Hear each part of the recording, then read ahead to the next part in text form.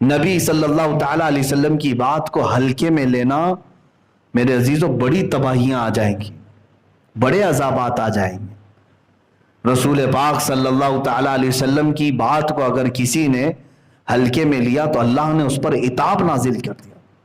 عتاب قرآن پاک میں اسی لیے تو اللہ تعالیٰ نے جو احکامات بیان کیے، نبی کے آداب تو دیکھو قرآن میں، سورہ حجرات میں رب تعالیٰ فرماتا ہے اے ایمان والو نبی کی آواز پر اپنی آوازیں بلند مت کرو۔ جب رسول پاک کے دربار میں ہو خاموش، آواز تک بلند مت کرنا۔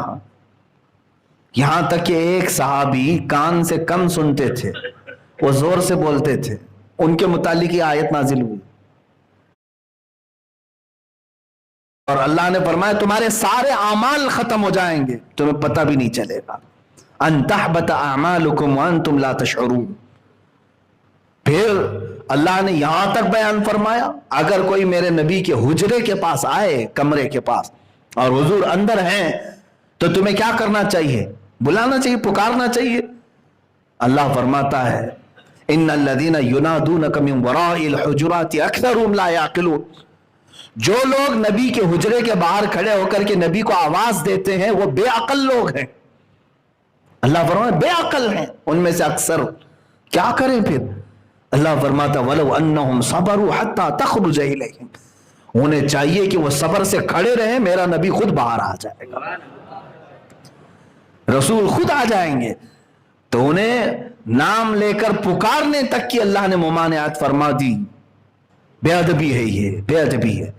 اب اندازہ کرو کہ قرآن نے اتنا ادب میرے نبی کا سکھایا ہے، اتنا ادب سکھایا ہے۔ یہ ذات جب تک تم اپنی زندگی میں حضور کی ذات کو امپورٹنٹ نہیں سمجھو گے اس وقت تک تمہیں ایمانی حلاوت شیرینی ملے گی بھی نہیں، ایمانی جو لذت ہے وہ نہیں مل پائے گی۔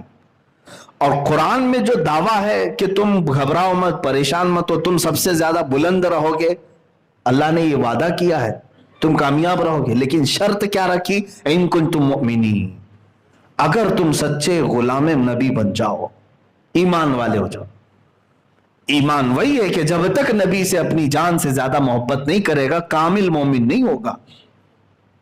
اب حالات ہمارے ایسی ہیں، ہم نے چھوٹی چھوٹی چیزوں کے لیے تو ضد پکڑ لی ہے، اپنے کاموں کے لیے تو ہم مر مٹنے کو بھی تیار ہیں۔ نہیں دیکھا کتنے سوسائڈ ہوئے، کتنے آتم ہتیا ہوئے؟ ایک لڑکی کی محبت میں کوئی لڑکا پھانسی لگا لیا، کبھی لڑکے کی محبت میں لڑکی زہر کھا کر مر گئی۔ مجازی عشق و محبت میں تم تو جانیں ختم کر رہے ہو، ایک دوسرے کے قتل پر بھی آمادہ ہیں لوگ۔ اگر کسی نے کسی کی ماں کو گالی دی تو وہ آپے سے باہر ہوا، اس کے گھر کو تباہ کر دیا۔ کسی کی ذات پر کیچڑ اچھالا تو اس نے بدلے اور بھاوناؤں میں انتقامی جذبے میں کیا سے کیا کر دیا۔ لیکن یہ ایمان کہاں گیا جب تمہارے سامنے نبی کونین صلی اللہ علیہ وسلم کی بے حرمتی ہو رہی ہو، انہیں گالیاں دی جا رہی ہوں، ان کی شان میں توہین کی جا رہی ہو، اس وقت تمہارے سروں پر جوں تک نہیں رہتی، کانوں میں جوں تک نہیں رہتی، تو پھر اس کا مطلب ہے کہ تم نے ابھی تک حضور سے محبت کا وہ درجہ حاصل ہی نہیں کیا۔ ہمیں تو ہونا ہی چاہیے کہ گھٹ گھٹ کر کے روئیں کہ میں کس زمانے میں جی رہا ہوں جہاں میرے نبی کی شان میں بے حرمتیاں ہو رہی ہیں اور میں خاموش زمین پر چل رہا ہوں۔ میں نے ایک بات اس سے قبل بتائی تھی، عزیزان گرامی، حضرت سعد ابن ربیع رضی اللہ تعالیٰ عنہ جنگ احد میں ایک جوان صحابی حضور کی ناموس پر ایسے میدان احد میں آئے تھے کہ ان کے گوشت کے ٹکڑے نکل گئے تھے، لیکن پیچھے ہٹنے کو تیار نہیں، اللہ کے نبی صلی اللہ تعالیٰ علیہ وسلم کی عزت پر پہرا دینے کے لیے۔ اور اس کے بعد ہوا یہ کہ جنگ کے اختتام کے وقت حضور پاک صلی اللہ علیہ وسلم نے صحابہ سے کہا دیکھو سعد کہاں ہے؟ ڈھونڈا گیا، حضرت سعد جو ہے 7 لاشوں کے نیچے دبے ہوئے تھے، لیکن سانسیں چل رہی تھی۔ صحابہ پکارتے ہوئے میدان میں گھوم رہے تھے، تو انہوں نے کہا سعد نے کہ اے صحابہ میں یہاں ہوں، نیچے ہوں۔ لاشیں ہٹائی گئی تو ان کا جسم تو پورا چھلنی چھلنی ہو چکا تھا، گوشت نکل چکا ہے جگہ جگہ سے زخموں کی، اور ابھی سانسیں چل رہی ہیں۔ اس وقت جانتے ہیں انہوں نے کیا کہا؟ جو صحابہ انہیں اٹھانے آئے تھے، کہا اللہ کے نبی تمہیں یاد کر رہے ہیں۔ حضرت سعد نے کہا میری زندگی شاید ساتھ دے نہ دے، میں حضور تک پہنچ پاؤں گا کہ نہیں پہنچ پاؤں گا معلوم نہیں، لیکن اے آنے والوں میرے نبی تک میرا سلام پہنچا دینا، میرا سلام پہنچا دینا۔ کاش مجھے اس طرح کی اور زندگیاں ملی ہوتی تو میں اپنے نبی کی پہرے داری پر پوری زندگیاں نچھاور کرتا۔